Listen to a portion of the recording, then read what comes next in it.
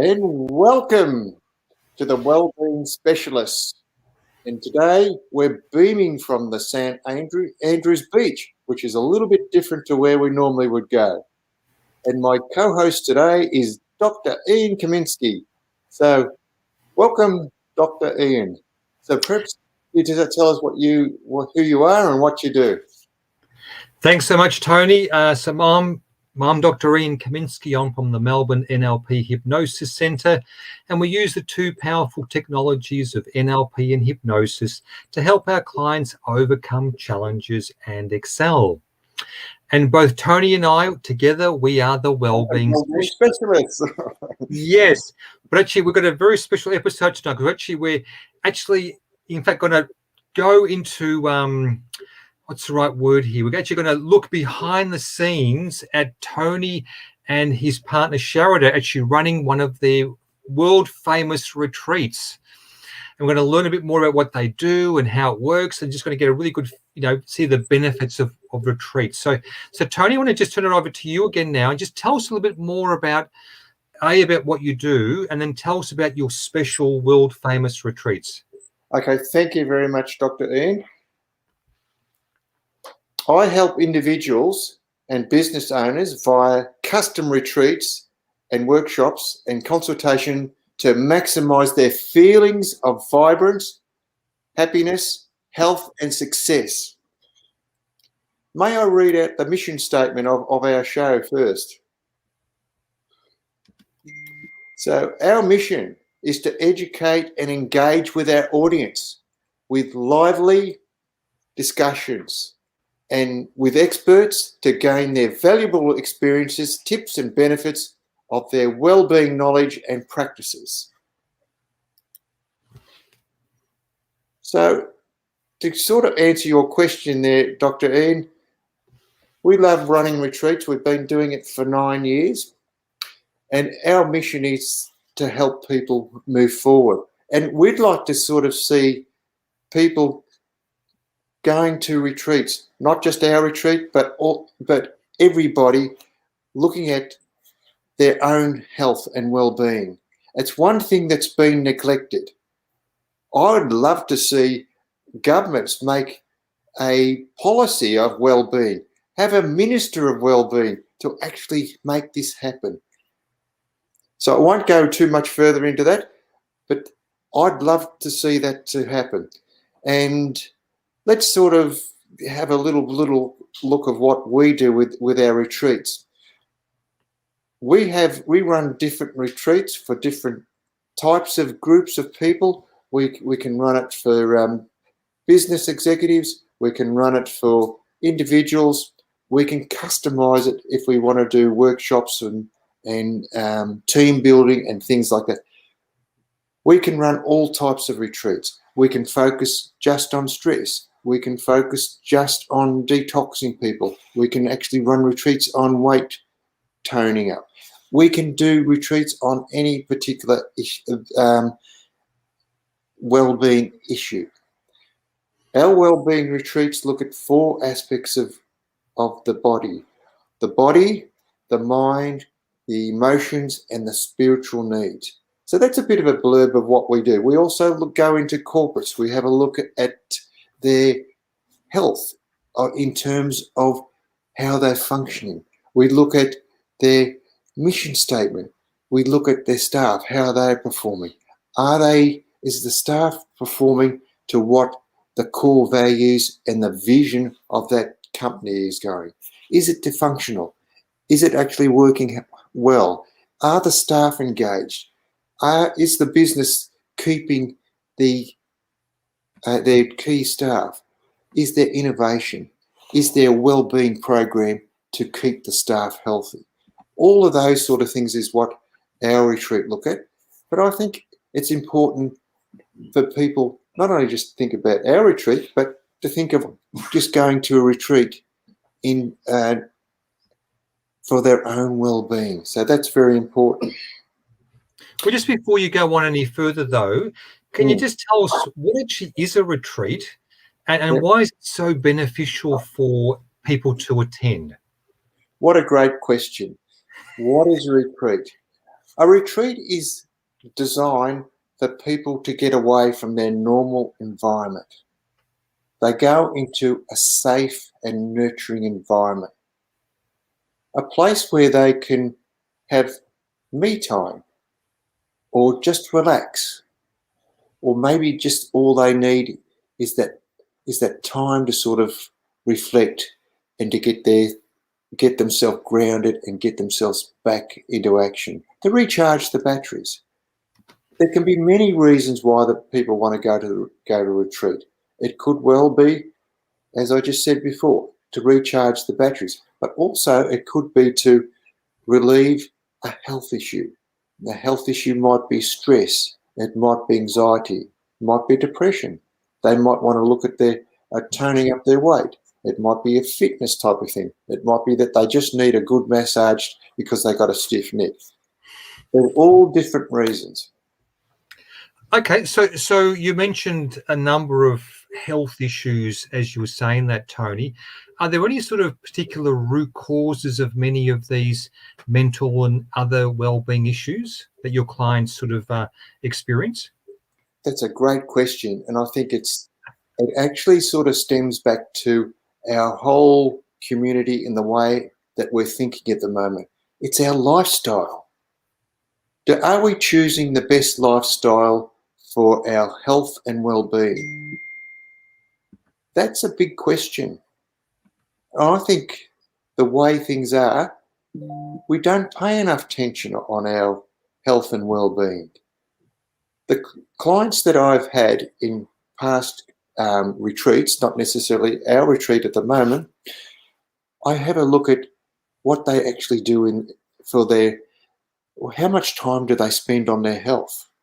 And you'd be absolutely amazed, Dr. Ed. You would be amazed. I had some clients who don't spend any time on their health. They don't do anything about their fitness. They don't do anything about making sure that they're eating the right foods and things like that.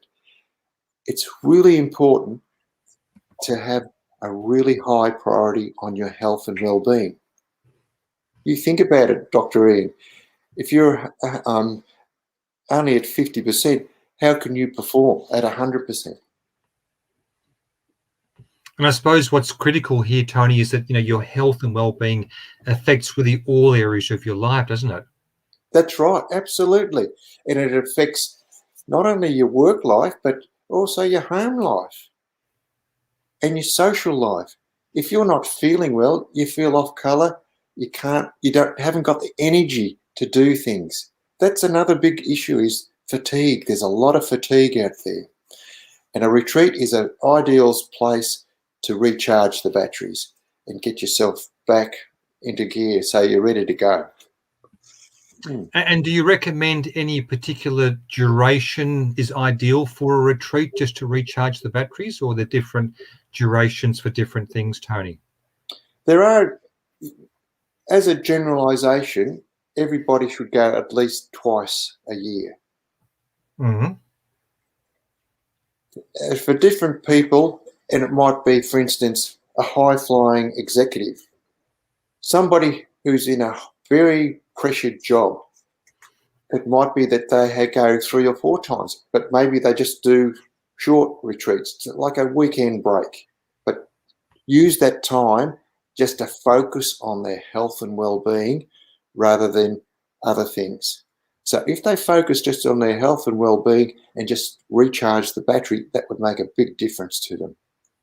There might be other people who have got other type of issues where they need to be there longer. For instance, they might need to anchor something in to help with weight toning or something else of that nature where we need to have a bit of time to detox and things like that. Ideal time for that might be a 7-day or a 10-day type of retreat. It can be different durations for different purposes. Great question. Awesome. And I presume you use different tools depending on what you're focusing on, whether it's anxiety, stress, or depression. Maybe just give us a bit of an idea then, Tony, what sort of different tools you use depending on those different conditions? Absolutely.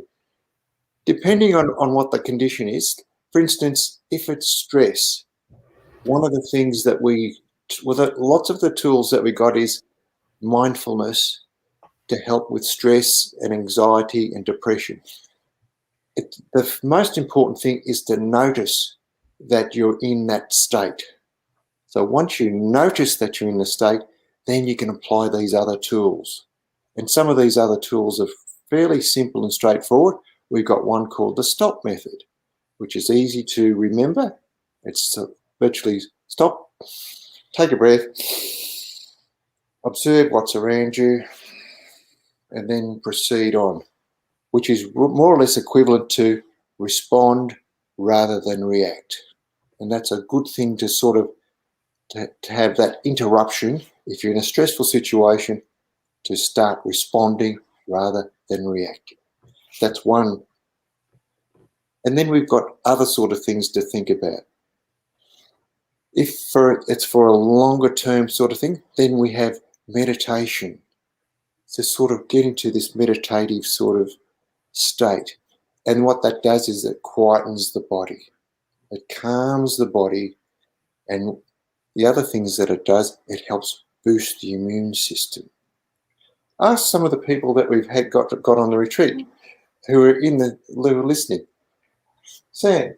Hi, Dr. Ian. Hello, how are you? I am very good. I thought I'm going to see an old man. You look great. Wonderful. That is a compliment. So tell us a little bit about Sam and what's been your experiences so far on your retreat. Well, number one, I learned how to see beauty.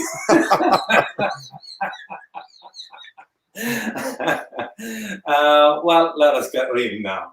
Well, I attend such a seminars usually twice a year, and it gives me. I become more mindful of what's going on around me and about myself as well, and that helps me a lot by being relying on myself when it comes to my happiness. Not relying on others, and that was a great issue for me before. Now, 99% of the time, it's not an issue because I've been given the tool how to deal with that, and especially, for example, one of the tools, how to meditate, how to concentrate better, how not to let my mind slip to different areas, what called monkey mind, and not like what some other people taught me, how to control your mind. And I learned in seminars, you don't need to control your mind, just you need to deal with it, and how to, when your mind go to some other area, how to bring it back to its sources. Be mindful. Yeah. Thank you, Sam. Yeah. Thank you. And so we've got other tools. For instance, we've got another tool which helps get your heart into coherence. And so part of heart coherence is to sort of slow down and just sort of breathe and pretend you're breathing through your heart, and breathe in gratitude, so that your heart, which is the most powerful organ in your body, which extends out. The field extends out to 10 feet. Gratitude, breathing out gratitude and bringing back gratitude. And that's so good for calming your body and to bring in the good chemicals into your body that makes your immune system so good. So that's another tool that we use. And what about for depression? Do you have any specific tools you can recommend for depression, Tony? Yeah, well, we do quite a few things. One of the things that we look at is self-worth. We look at tools, in the way that we look at the self-worth tools is that we look at the theory of self-determination. And we look at, there's three aspects of that. It's the mastery, the independence, and belonging. And by getting self-worth up, it helps defeat the depression. We also look at different areas that we can actually help in. So, for instance, we go deep. We dig deep to find out what is causing the problem. And that's more or less our point of difference. We dig deep to find out what the cause of the root problem is, and therefore we can deal with it. Instead of just attacking the symptoms, we go to the core. Once we find the core, we can plan and actually get a better sort of solution for that person. And it might be that, you know, depression might be caused by chemicals and things like that in their body. So we can help detox it and things like that. But we need to support the person as they're going along. The other thing too that we look at is their character strengths, to give them the character strengths, for instance, of self-discipline, to give them the strength of kindness and self-love and gratitude. Those sort of things are uplifting and helps bring up their energy, those type of things. And we instill things like enthusiasm into them, because enthusiasm is one of the life-giving character strengths that will help people move forward. And it's by building up their confidence through getting those sort of life strengths that will help people move forward no matter what problem they have. So these are the type of tools that we've got. We've also got, I could go to another one.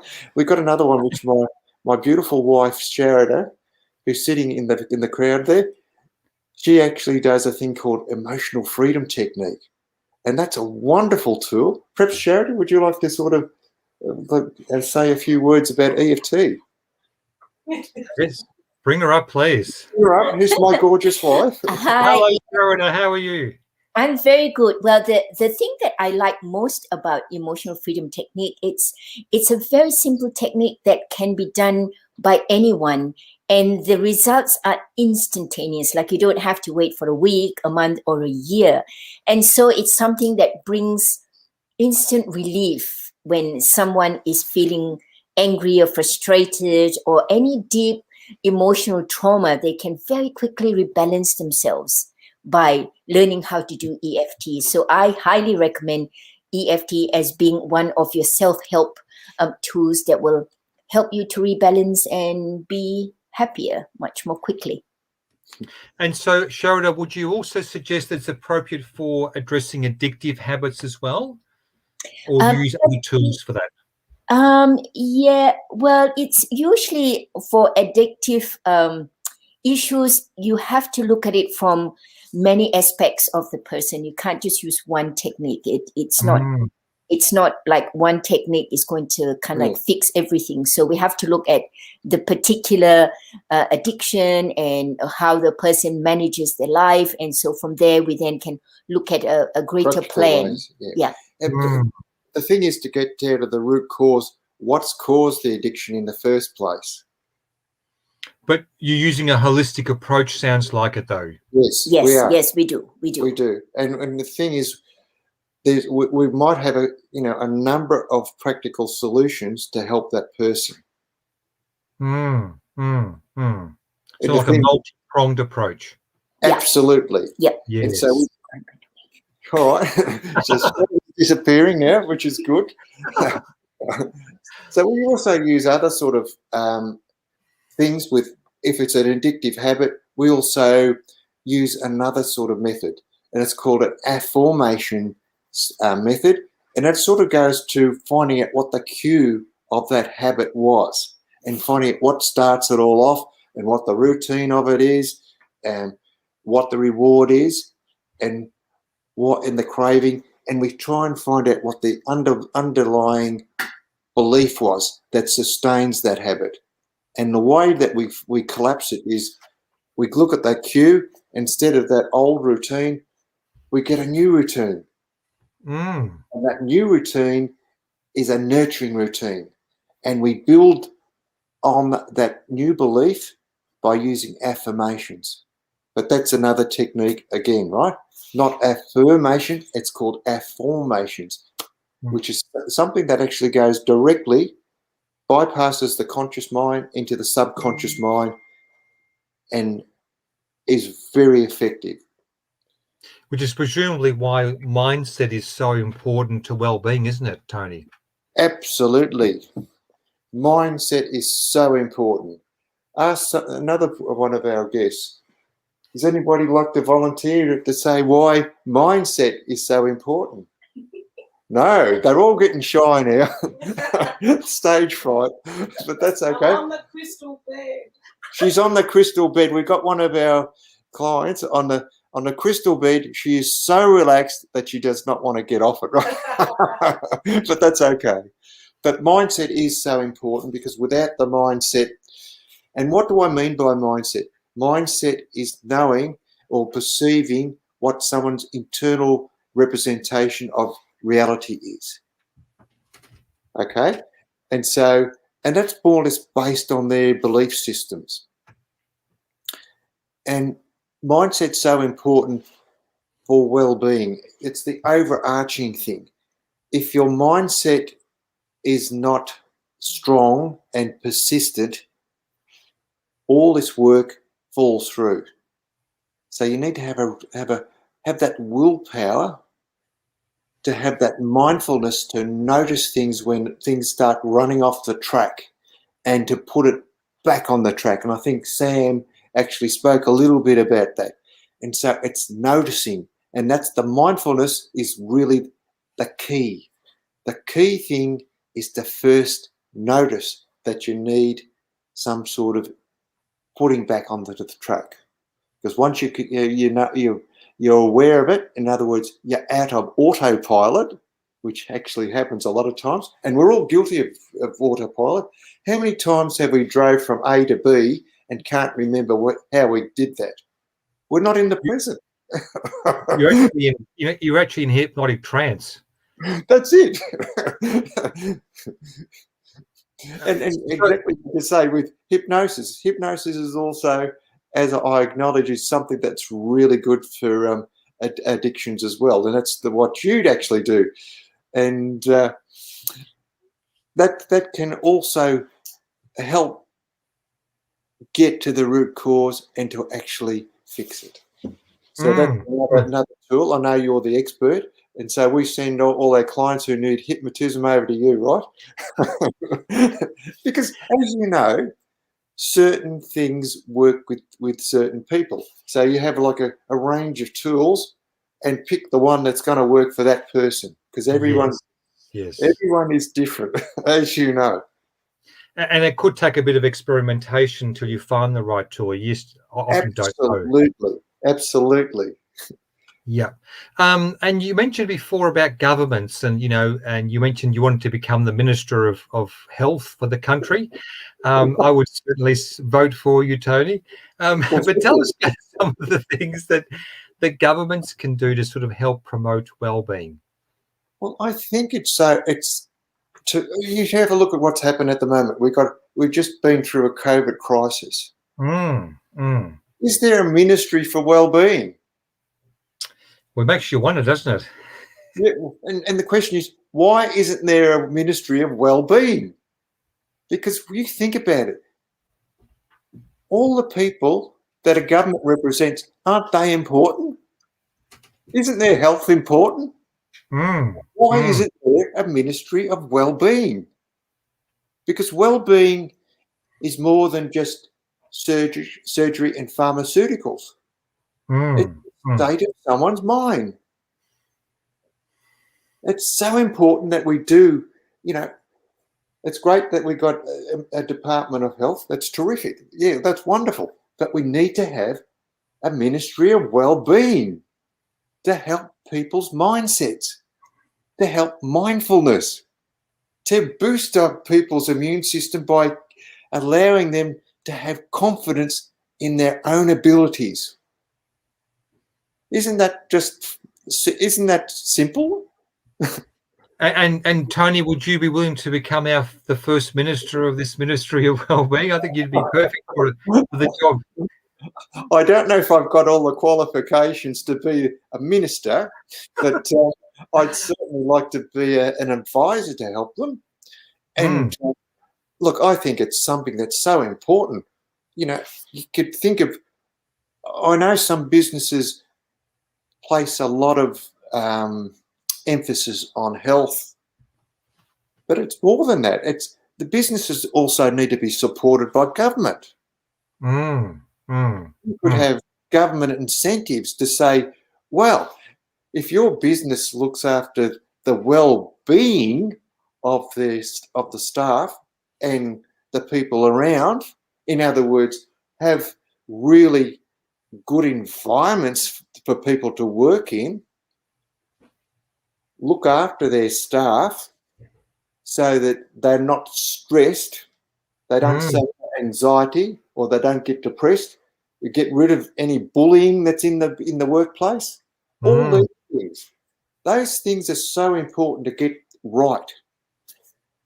So it's well-being in not in every area. Think about that. It seems to have been shoved under the carpet, but everybody wake up. We need a government that focuses on well-being. You think about it. If we sort of taught this at schools, let's think about it. If we taught this at school, our children would know how to handle bullies. They'd know how to handle stressful situations. They'd know how to handle anxiety. They'd know how to keep their self-worth up. Why aren't we teaching that at schools? Why? Tell me. Great question, Tony. Great question.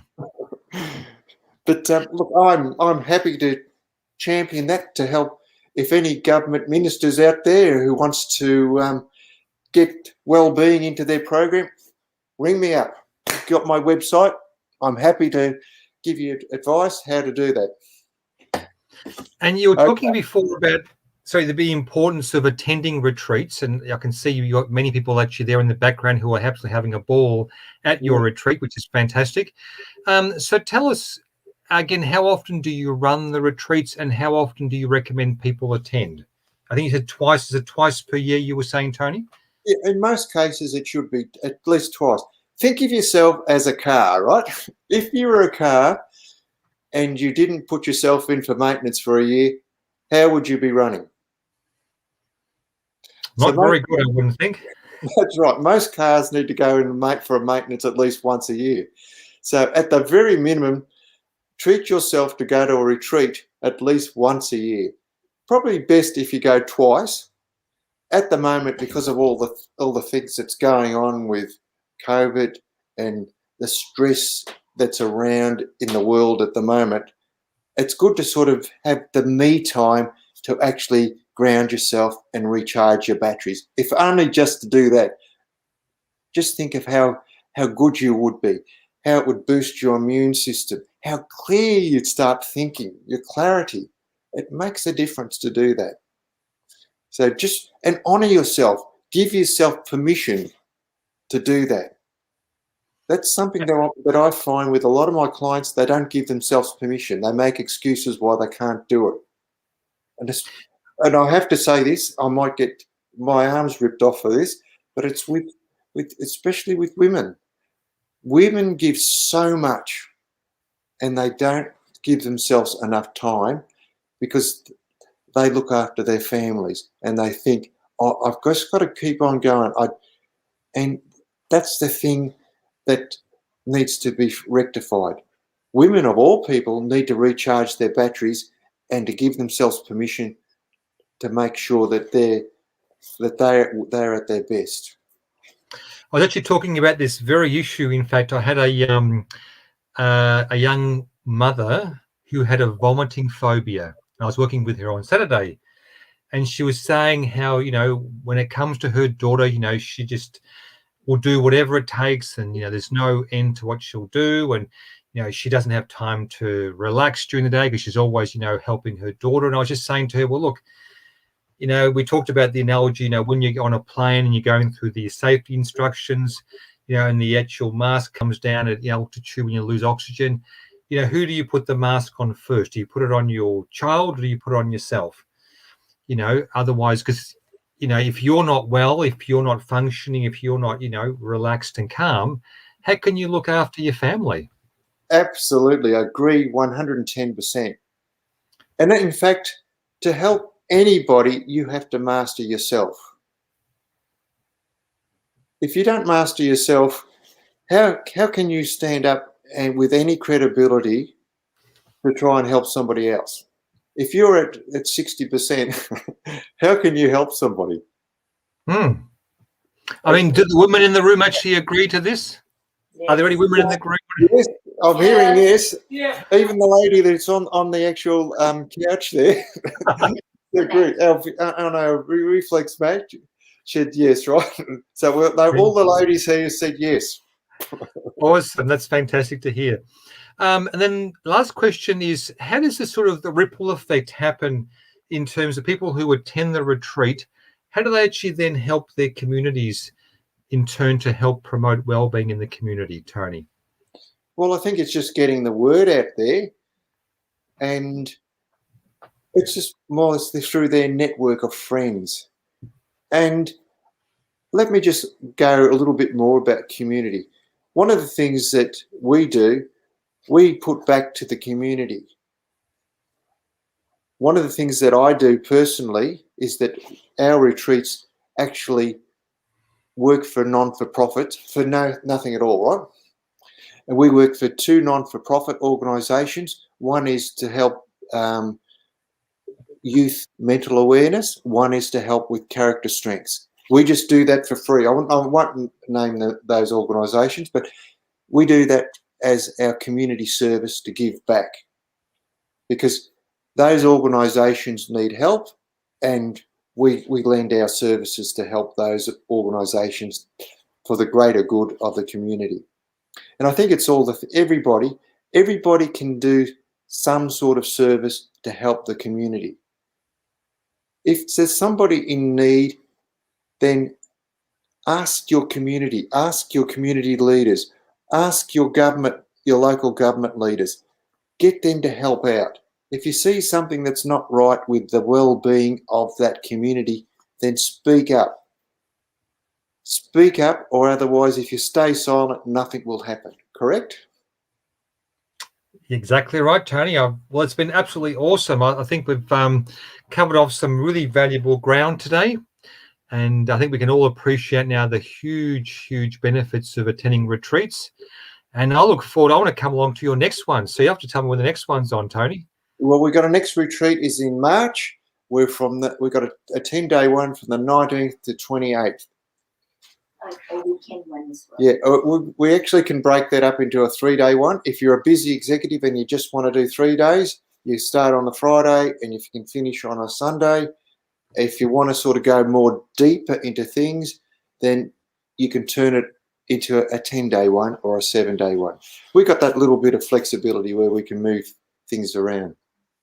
Well, why don't we actually do this, Tony, for our listeners? Why don't we actually put all the details of this March retreat coming up underneath our video? People can then call up and ask any questions they've got, about how it works and stuff. And I'm sure we'll get lots of interest and participants coming along.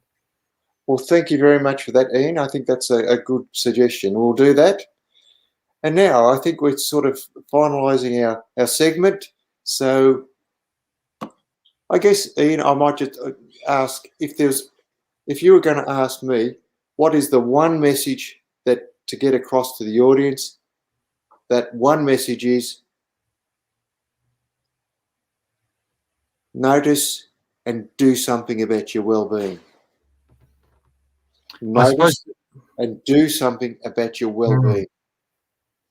I suppose for me, it's going to be that Tony's going to become the first Minister of Wellbeing. That's going to be our mission. We could hope for that.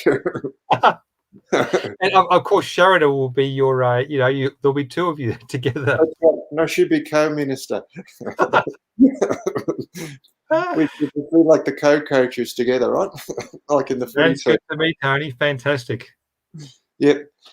So, Dr. Ian, can you probably just tell us who's our next show? What's on? Yes. We've got another exciting episode coming up on the 5th of March, which I think is going to become what will be next. I think it's going to be this Friday week, I think, 5th of March. And we've actually got a special guest. Her name's actually Ellen Lucas, and she's from Well Power Solutions Bridal. And she's got a fascinating talk, which is going to tell us all about 7 ways we can introduce health and wellness into our daily lives. So carrying on from what we were talking about today, she's going to give us even some more clues and tips. That's 7 different ways to be able to introduce this into our daily life. So I'm really looking forward to that. Tony, what about you, myself? What about you, Tony? Yep, well... It's going to be a beauty. So I think just closing off, one of the things that I want to make sure is that you know how to contact us. So I'll just put our contacting thing there, but I'd like to say thank you to the audience. I'd like to say thank you to my faithful clients behind me who've actually participated and showed a lot of enthusiasm, and they believe in well-being. They believe in their health, and that's why they're here. And I have to acknowledge them all for doing that, because it takes a little bit of courage to say, I need help. And they've put up their hands and they've come. So I acknowledge them all for that. Well, enjoy the rest of the retreat, guys. Thank you. Have a wonderful time. It's an absolute pleasure having the whole group involved tonight. It's a lot of fun. So thank you so much. And I'll just put on the slide how to contact us. This is our wellbeing specialist. So if you want to contact us, there's a link there. Please give us your feedback. Please give us any topics that's dear to your heart that you want to talk about. And we'll find the person who's the expert about that topic and we'll present that to you. From Dr. Ian and myself, we bid you goodbye and thank you very much for attending our awesome show. We love giving it to you. It's part of our passion. We love it, don't we, Dr. Ian? We certainly do. Maybe one last thing I just wanted to mention, actually, that the talk on the 5th with Ellen Watch be at 3 p.m. in the afternoon as well. People can lock in the time as well. Yes, so remember that. That'll be good. So maybe what we should do, actually, we'll maybe put that time for the next one actually underneath this video. What do you think, Tony? Absolutely. We'll put that there so it's easy for everyone to lock in. As easy as possible. Okay, guys. Thank you. Thank you. Thank you. See ya. See you later. Bye.